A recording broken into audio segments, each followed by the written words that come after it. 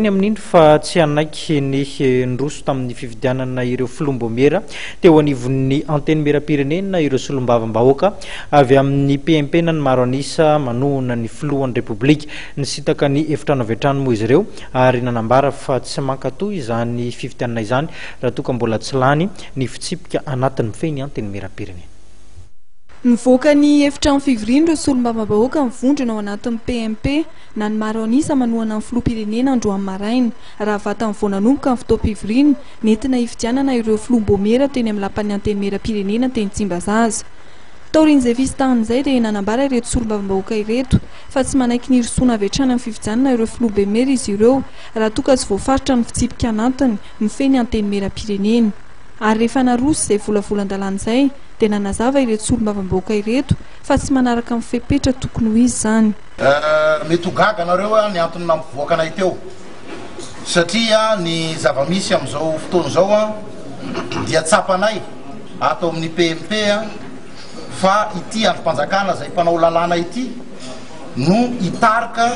ny vahoaka malagasy amin'ny tsy fanarahan-dalàna raha izay. Faharoa manaraka an'izany dia ny mpitarika ny ankilana zany hoe ny mapara zany dia ohatrany hoe manao faniratsirana ny filoham-pirenena ka amin'ny filozofinay dia ny fahamarinan'ny toeran'ny fanjakana no hiadivana mafy ka reny fihetsika ireny aminay dia tsy hiteraka mihitsy fitoniana sy fahamarinan'ny toeran'ny fanjakana ka dia tsy te iray petsapetsa amin'izany te hanohizana ny krizy izany izahay zany androm-panjakana no lalàna zany no voalohany manitsakitsaka ny lalàna ny antony dia ny fifidianana filohan'ny anteny mera-pirenena dia tsy misy base juridique no hoe tsy misy texte nanaovana n'io fifidianana io fa dia ny terena vaimanta fotsiny dia vita ny fifidianana dia aveo vao mifampiresaka hoe inona ny lalàna satria efa nanontany ny maro tao anatin'ny anteny mera-pirenena reo hoe avoay aminay eto ny règlement intérieur anaovana fifidianana rehetra momba ny bureau permanent tsy nomena izay règlement intérieur izay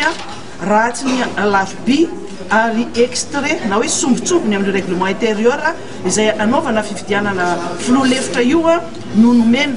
fa ny fifidianana filohan'ny anteny mera-pirenena zany dia tsy misy texte tsy misy règlement intérieur